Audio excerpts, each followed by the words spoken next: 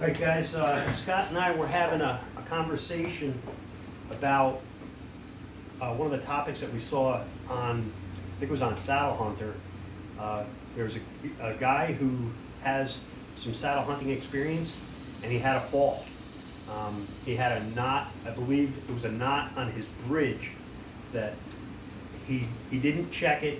He said that he normally checks his gear before he goes in and hunts, and that day he was practicing in his yard or something like that. Yeah, he was he like, only had a little bit of time to get a few climbs in for the day before he had to take care of some personal business. And he took a fall. And thank God he's all right. He wasn't seriously injured and didn't end his career or end his life. I think he fell like 20 feet. He did too. He took a hell of a fall. 20-foot fall. That's a 5-foot fall could kill you. Yeah. You know. So slip in your bathtub and die, right? But he's you fall 20 feet. He's extremely lucky. Yeah. And just, you know, we just wanted to touch on a subject that you know, with your bridges or any of your tie-in points. You know, always check. Number one, always check your knots. Always two, like that's why I always say back up a knot. Like you see, like when we climb, you know, and I know a lot of you don't climb with the DRT, but I think it's just a style that Joe and I like. But I mean, here's the hitch. That's the climbing hitch. But I always back that tail up, you know, with another knot, with a half hitch knot. Throw a half in it, you know, because this can over time, you know, this if you left this rope in a tree over time, you just said, oh, this is my tree, I climb, this is where I hunt all the time, you know, so I'm not taking my rig out.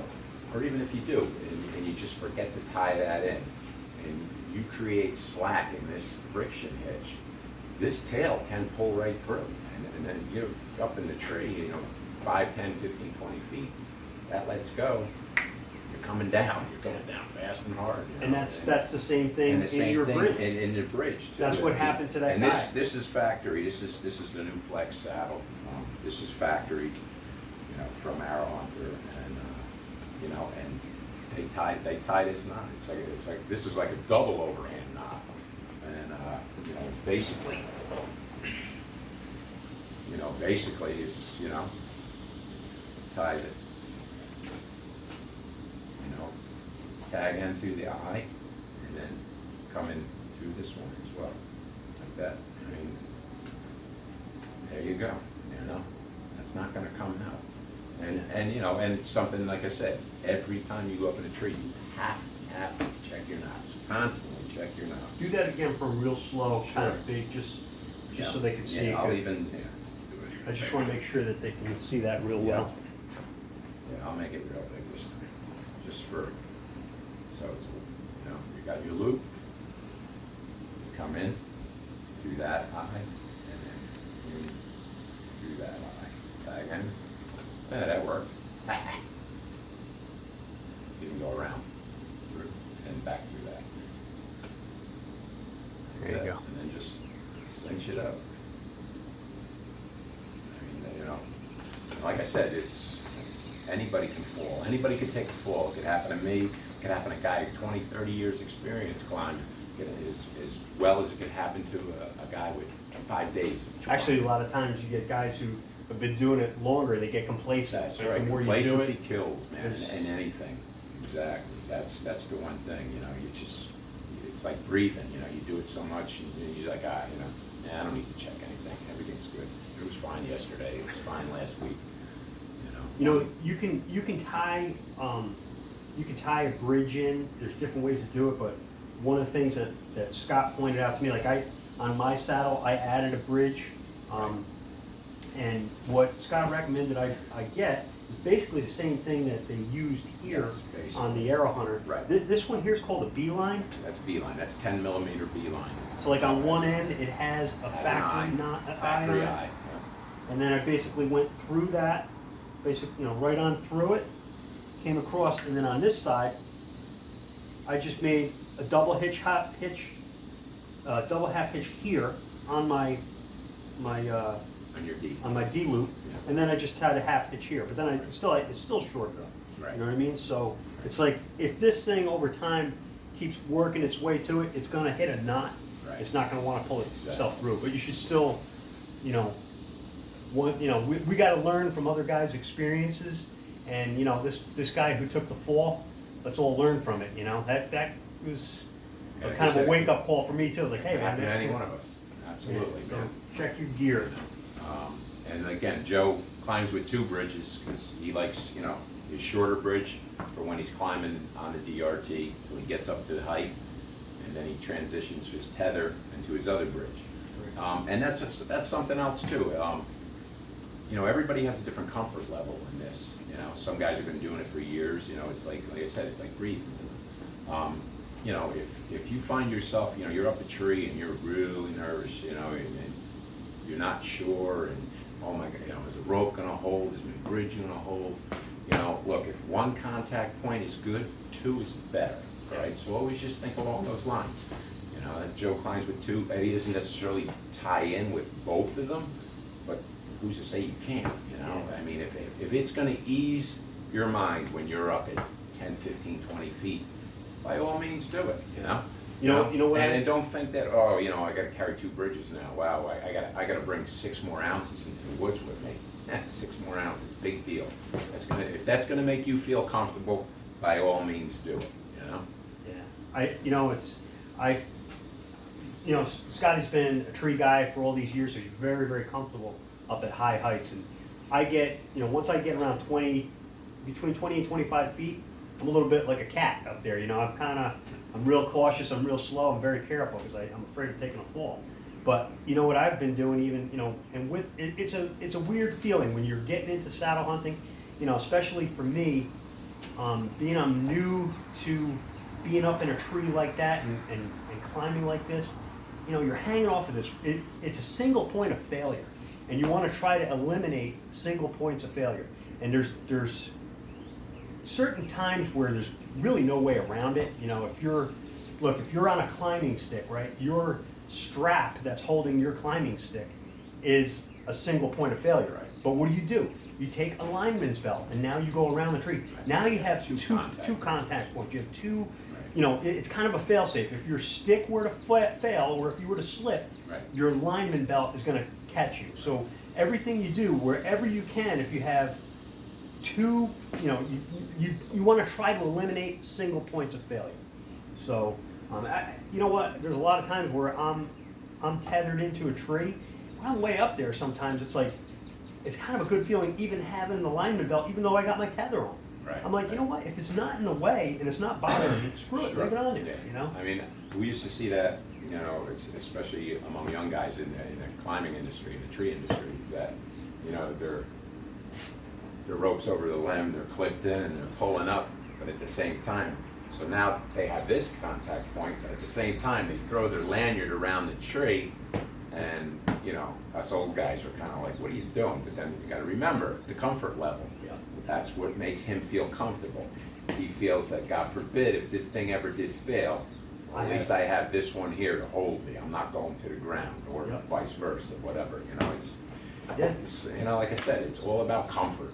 If you gotta feel comfortable up there, man, because that's half the battle. When that gear comes in, you're gonna be in angles that you've never experienced hunting out of out of a tree stand, where now you're tethered to a tree, you're leaning into your tether, you're twisting left, right, whatever, around the backside of the tree. So and that's why I always say, with this system or any system, whether you're tethered in, whether you're on a rope, you got to constantly practice that all the time, because man, you're going to be put into situations, waiting on a big buck or whatever your target animal is, and it's going to test you. It's going to test your endurance. It may happen quick, but you may have to be in a position 5-10 minutes. Kind of take you out of your comfort zone a little bit, and that's going to be the true test. So the more you practice up there, the more you get those core muscles in shape and back muscles in shape. It's only going to help you for when crunch time comes. I saw one of the guys posted a video, and he made a good point, and I'm kind of in agreement with him. There's a lot of guys who have different styles of hunting. They'll use the platforms or the ring of steps or whatever. And guys are practicing strong side, weak side, and everything. And that's all great. You should, should absolutely try to practice everything. But one guy brought up a point where, he in particular likes to use a ring of steps, and one of the reasons he likes to do that is he doesn't ever feel the need to ever have to shoot on his weak side, because he can maneuver around the tree. Right. And I kind of like that, his way of thinking. Some people feel like, you got to learn to shoot this way, and it's good to be able to do everything, because sometimes you get caught in a position, you got to make a spin or whatever. But if you're, when you take a shot, I know me, I like to take high percentage shots, and I want to try to be as comfortable as I can making that shot. So everything you can do that makes you feel more comfortable up in that tree, and especially safety, because when you're up there, and you got a deer there, you're worried about making the shot on the animal. You don't want to have to. At that point, you want to be so comfortable with your safety that whatever you do, you're not going to feel vulnerable to a fall. Right. So, you practice, practice, practice, and then the more, it's like anything else, the more comfortable you get. I know it's like with my pistol. I got into pistol shooting, and carrying around a pistol, you feel a little bit, it's inherently dangerous, right? But the more you practice, you just get very, very comfortable around it. You don't want to get complacent, but you just get real comfortable, and that just makes you better when you need to use it, right? So when you're deer hunting, it's the same thing. Yeah, So, absolutely. So we wanted to touch on that. If you guys have any questions about anything with maybe some knots or anything that Scott's really good. He's been doing it for a long time. He's got a lot of knowledge, so we'll try to answer any questions you have. So just post them in the comments section. Anytime. Yeah. And we'll try to get back to you as soon as we can with it. And we're going to try and start making some videos. We're just regular hunters. We don't claim to be better than anybody else, but Scotty's got 40 years experience, I've got 40 years experience, and there's a lot of stuff that we've learned over the years that I think people can benefit from. And just like any other hunters, I love to hear people's stories, because you can just learn something from everybody. Share your input. That's why I love. We're going to learn something from you guys. Yeah. I love watching hunting videos, because every video I watch, every experience I see, I gain a little something from it. I think everybody does. So, we thought maybe we'd make a couple of videos of us having some of these discussions, and, maybe you guys would like it. We have the discussions anyway, so. Right, exactly. And, one of the things we wanted to discuss too is what we're doing this year, and it's something that I don't hear a whole lot of talk about. I have seen a little bit of people talking about it, but it's something that it's our strategy for hunting this year. What we did is last season we ran cameras all year, and we don't check our cards. Like, a lot of guys will go and they'll put a camera out, and maybe they'll let the thing sit for a month or a couple of weeks, and periodically they'll go in, they'll check their cards, and see what deer are there, when they're moving and that sort of thing, and that's all fine and good. If you're in a spot, especially like here where I hunt close to my home, or in places where guys are hunting in agriculture where there's deer are a little bit more tolerant to some human presence, you can get away with going in and checking your cards. But some of the places that Scott and I hunt are way back in secluded areas, and the deer there are really intolerant of any human presence. If they come across a scent trail of you going in, they kind of know, hey, this ain't right. There's not typically people in here. So what we did is we had some cameras out. We let them sit all year through the season. Even some of the spots we didn't even hunt. Right. We were focused on other areas, and we just kind of let the cameras sit there all through the rut, right on in through December. Yep. And we pulled the cards post-season and saw what we had, and we realized we should have been hunting them areas. Yeah, we had some, and you may have even seen the photos, because we kind of shared some of the photos. But we had some really nice bucks. We had 3 target animals in this one area, and Joe was off hunting another area. I was hunting another area 10 miles away. And also, we'll get into this too. It's something we've noticed with these big bucks is that, almost to the day, definitely to the day, almost sometimes to the hour. I this the past season, last year, 2018 season, I killed a nice buck, and it was in an area that I've been hunting now. I hunted for 2 seasons. Last year was the second time in there, and I went in in 2017 season, and November 11th and 12th was just unbelievable. I mean, you know, all the big boys were on their feet. I saw one of the largest bucks I've seen. I actually had him directly underneath me. I tried to make a move on him when he got out in front of me, and I got busted by Joe. That was the last time I saw him. But then November 12th of this past year, 2018 season, I seen him again, and then I got him. I heard him fighting with another buck, and then he ran a doe out and ran her within 50, 60 yards of my stand. And noticeably larger, but definitely same frame. And So that was out of the same stand. out of the same stand. Same day. 1 year later on the same day. Same time. And then I killed that night. Definitely not the real big one I was after, but still killed a nice respectable buck in the 130s. And it's just, and you know, like Joe was saying, you know, we weren't even in this area that we got all these pictures. I think it was a month later, after the season was over, and we went back and we pulled this. It was after Christmas. We pulled that card, and all of a sudden it was like, oh my God!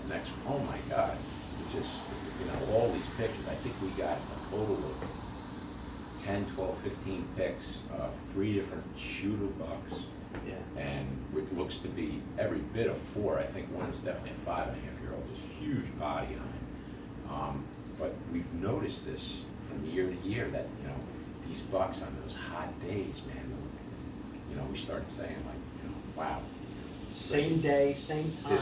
This coming season, you can bet, you know, the dates that we were getting these pictures, we're gonna be sitting in those stands because it's. I mean, you know, obviously, like November 12th, right? You know, if you're saying like from the 7th through like the 15th, those are always hot days to be always in the hot woods. days, right? But I'm getting pictures, right? We're getting pictures even in December, December 5th, December 19th, December, you know, and it's just, you know, and then when I started noticing this, and then I even went back to my pictures the year before, and holy crap, here he is. Here he is again. Same day. On the same day. Same day, same Smaller, time. but it's the same. You know, you think about it, right? We're hunting, some of these areas we're hunting, there's literally thousands of acres. Yeah, this is in a park that's, it's, you know, there's a lot. 14,000 acres, you Yeah, know, so it's you know, bow hunting only, but, you know, which is nice, but yeah, it's. But here's the thing, all that ground, we have that camera on that tree, and you're getting a picture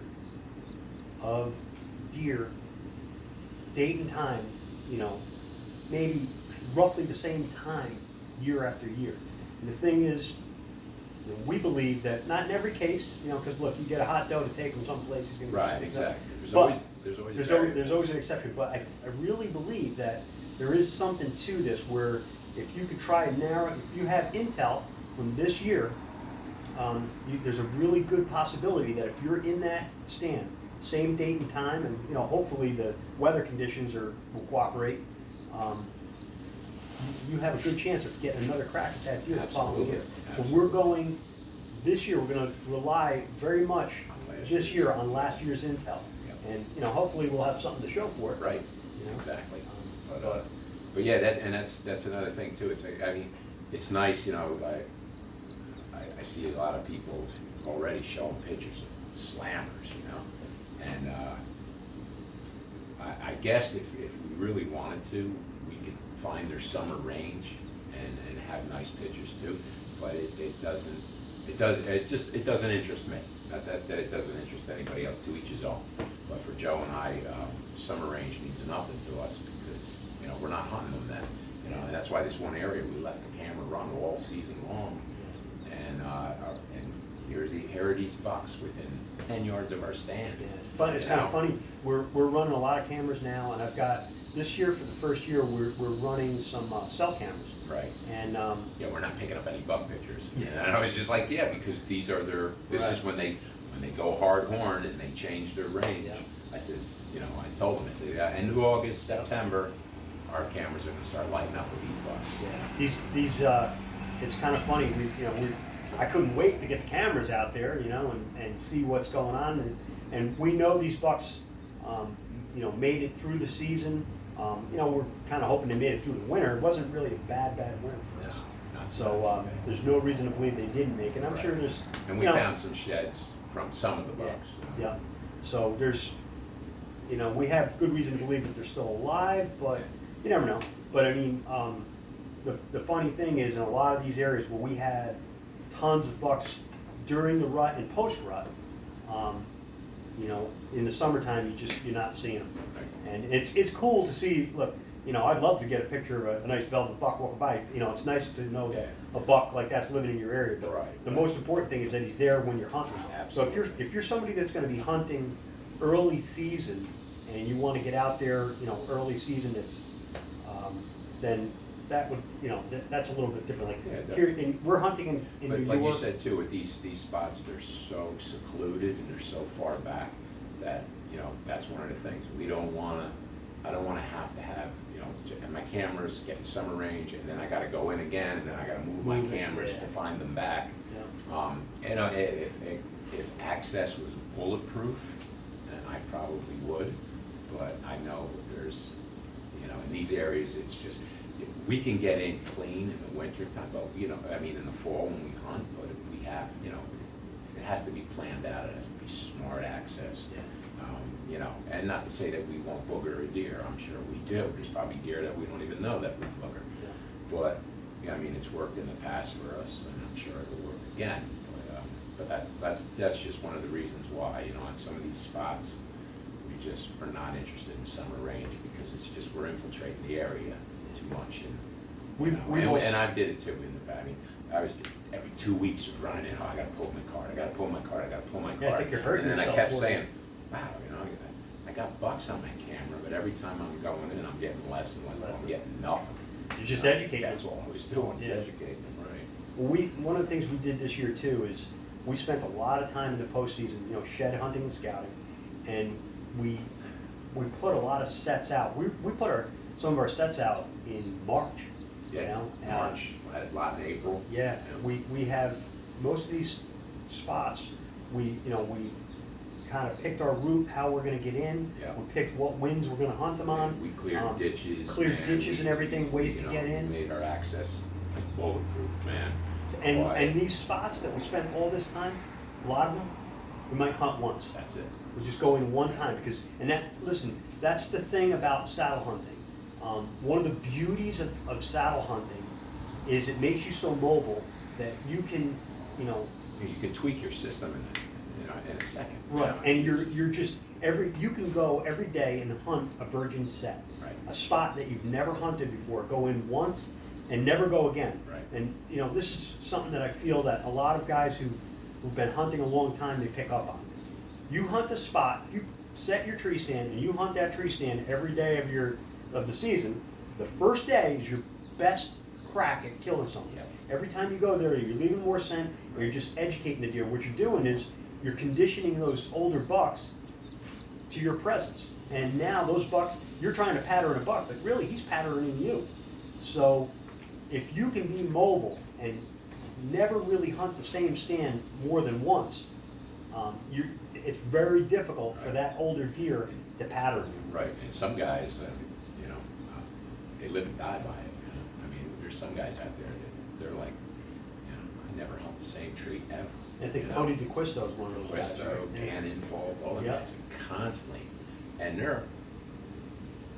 I guess you have to have a lot of time, definitely, but what a way to hunt, man. You're constantly making that deer guess. Yeah. That deer is constantly guessing. Yeah. And those guys are always one step ahead of them all the time. Yeah. And the key to killing a big buck is not letting him know he's being hunted. Absolutely, that's it. Exactly. Right.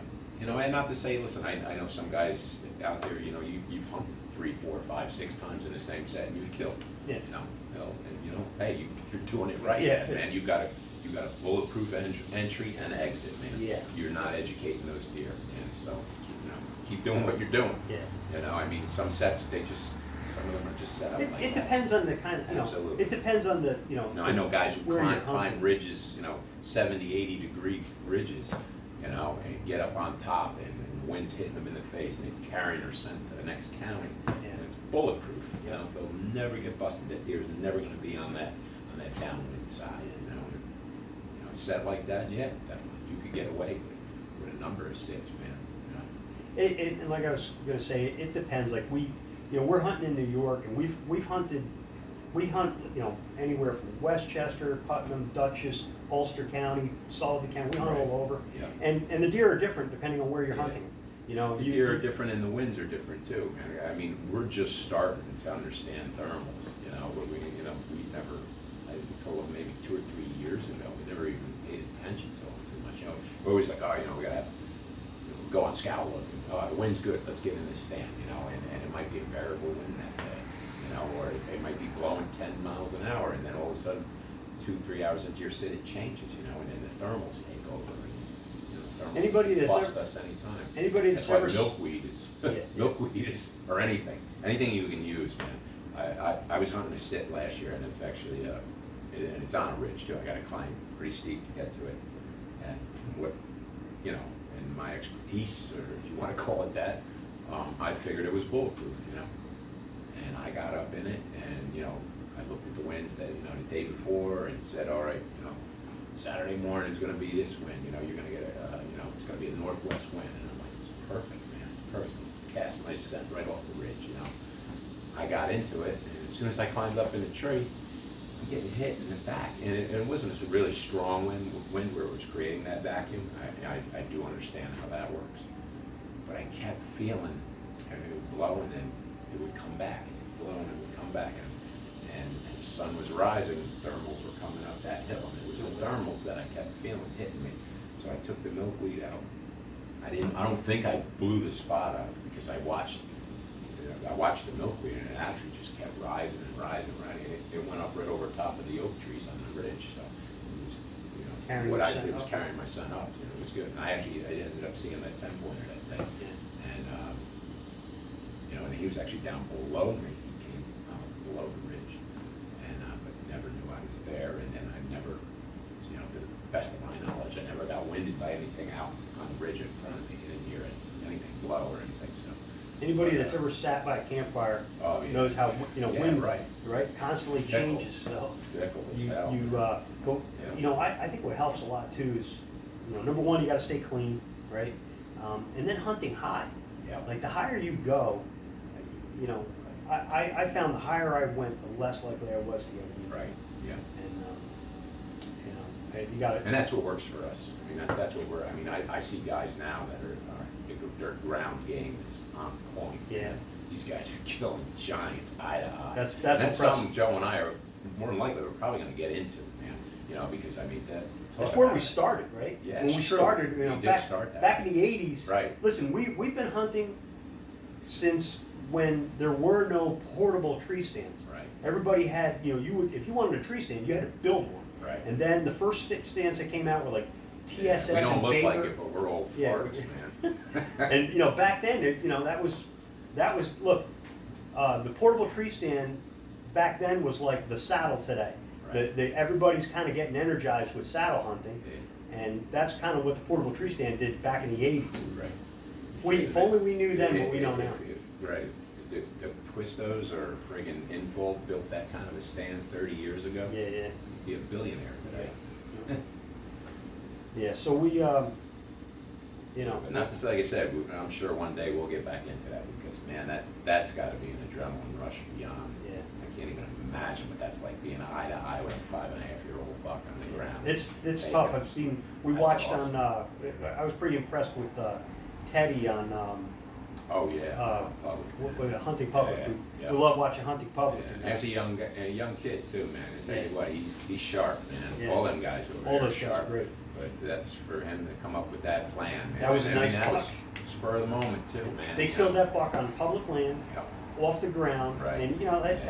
that's You're the cool thing, you're man. Is doing just get something, man. aggressive and just try something and just be Right. smart when you do it. And Yeah. sometimes it pans out, Yeah, no, those guys are sharp, and for young guys, They got a lot of years. They got a lot of A lot knowledge. of knowledge under the belts already, man. You guys are, You can imagine what they're gonna do. you're gonna hear about them for the next 30, 40 years Yeah. easily, man. You Yeah. know, they got a bright future in the industry, that's for sure. So, anyway, I mean, I'd say that's pretty much all we got there. We don't wanna keep this video You too don't make it long, too but, long-winded.